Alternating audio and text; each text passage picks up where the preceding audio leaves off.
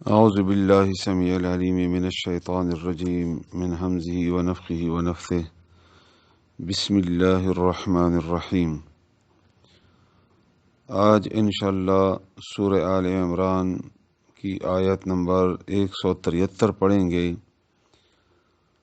اللہ تعالیٰ سے پڑھنے، سننے، سمجھنے اور عمل کرنے کی توفیق عطا فرمانے کی سوال کرتے ہیں۔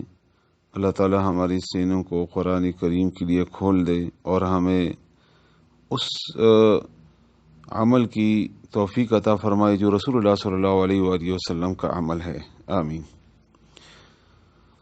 جنگ احد کے بارے میں تبصرہ جاری ہے اور اللہ تعالیٰ صحابہ کرام کی عظمت اور ان کی بہترین ایمان کا اور اللہ تعالیٰ کے ساتھ محبت اور رسول اللہ صلی اللہ علیہ وآلہ وسلم کے ساتھ محبت کا ذکر فرما رہی ہیں، اور انتہائی شدت میں وہ نکلے رسول اللہ صلی اللہ علیہ وسلم کے ساتھ، تو اللہ تعالیٰ نے وعدہ کیا کہ آپ کے لیے عظیم ترین اجر ہے۔ اب ایک اور ذکر ہے صحابہ کرام کی۔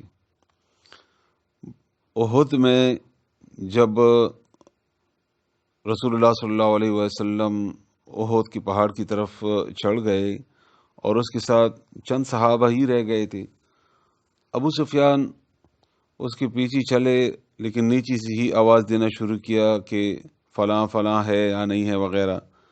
عمر رضی اللہ عنہ نے جواب دیا، اور پھر ابو سفیان نے چیلنج دیا کہ اگلے سال دوبارہ میں آؤں گا اور آپ پر حملہ کروں گا، پھر اس سے شدید مقابلہ ہوگا۔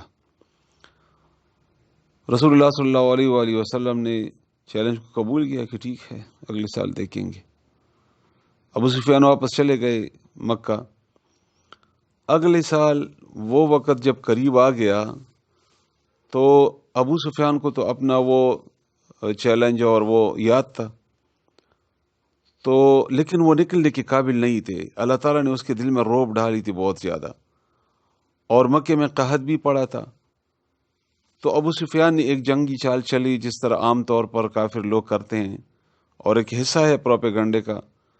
تو اس نے ایک آدمی نعیم بن مسعود کو مدینہ بھیجا، اور وہاں اس نے پروپیگنڈا کیا کہ بہت بڑا لشکر ابو سفیان نے تیار کیا ہے، اور بڑی تیاری اس نے کی ہے، اور وہ مدینے پر آ کر حملہ کریں گے اور یہ کریں گے وہ کریں گے، جس طرح عام طور پر کیا جاتا ہے۔ جب افغانستان پر امریکہ نے حملے کا ارادہ کیا تھا، فیصلہ کیا تھا، تو پہلے بہت زبردست پروپیگنڈا کیا تھا میڈیا کے ذریعے۔ یہ میڈیا بڑے ظالم ہے، اور یہ ظاہر بات ہے کہ جنگ کا ایک ذریعہ ہے میڈیا بھی، پروپیگنڈا بھی۔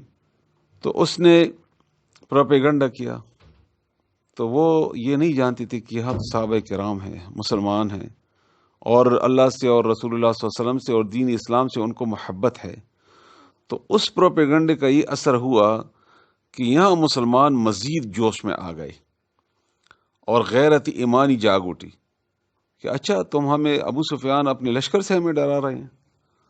اور بڑی زبردست اور بڑی عجیب قسم کی تیاری انہوں نے کی، اور رسول اللہ صلی اللہ علیہ وسلم 1500 صحابہ کے ساتھ نکلے۔ 1500 یعنی جو تقریباً احد کے دو چند تھے، وہاں 700 تھے، یہاں 1500، اور اس کے پیچھے چلے گئے۔ تو جو مقام وعدہ تھا وہاں رسول اللہ صلی اللہ علیہ وسلم پہنچ گئے۔ 8 روز اس نے انتظار کیا رسول اللہ صلی اللہ علیہ وسلم نے، لیکن ابو سفیان نے کہاں آنا تھا، اور وہاں سے ابو سفیان بھی نکلے تھے۔ 2 دن اس نے سفر بھی کیا تھا بدر کی طرف، لیکن بادل نخواستہ، کیونکہ وہاں اس نے چیلنج بھی کیا تھا ایک وہ وغیرہ دنیا کے شرم سے، اور ساتھی تو اس کی ویسی بھی وہ بادل نخواستہ جا رہے تھے، اور ستو وغیرہ ساتھ لے گئے تھے، تعداد بھی کم تھی، اسلحہ بھی کم تھا، ہمت بھی نہیں تھی، رعب بھی تھا ان کے ذہن میں مسلمانوں کا۔ 2 دن سفر کے بعد اس نے اپنے ساتھیوں سے کہا کہ ہمیں واپس جانا چاہیے، اس دفعہ ہم جنگ نہیں کر سکتے، اگلی دفعہ پھر دیکھیں گے۔ تو اس کے ساتھی تو اور بھی خوش ہو گئے اور واپس چلے گئے۔ یہاں رسول اللہ صلی اللہ علیہ وسلم نے 8 دن انتظار کیا اس کا.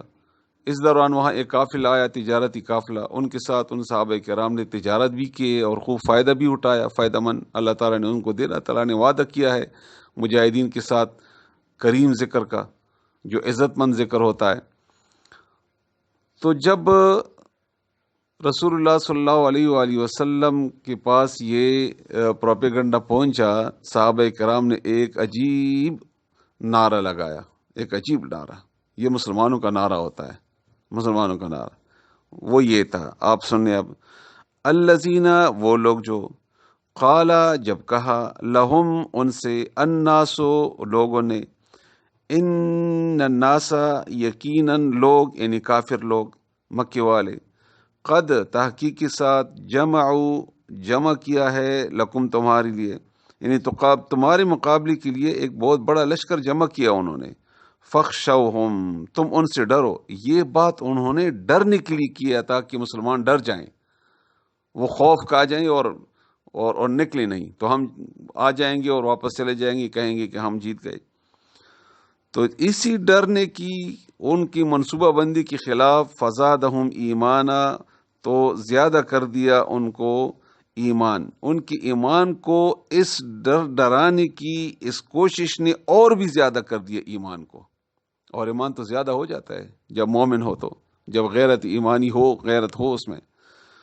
تو یہاں انہوں نے کہا، صحابہ کرام نے، وقالو، اور وہ کہنے لگے، حسبنا اللہ، ہمارے لیے تو اللہ کافی ہے، ونعم الوکیل، اور بہترین کارساز ہے. حسبنا اللہ، یہ بڑا عجیب کلمہ ہے، یہ حسبنا اللہ ونعم الوکیل. یہ وہ کلمہ ہے جو ابراہیم علیہ السلام نے نمرود کے مقابلے میں کہا تھا.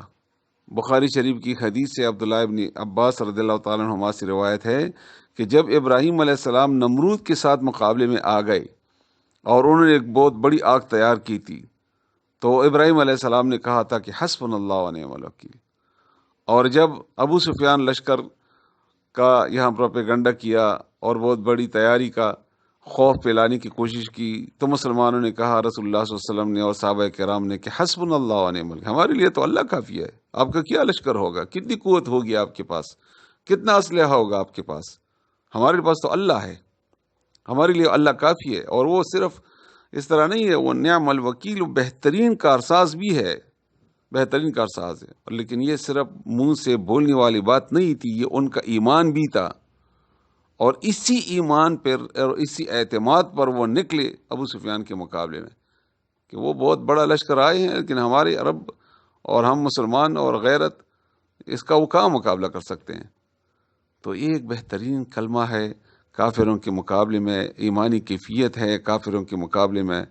اللہ تعالی ہمارے مسلمانوں کی بھی یہ عطا فرمائے، آمین. اب ہم معنی سیکھیں.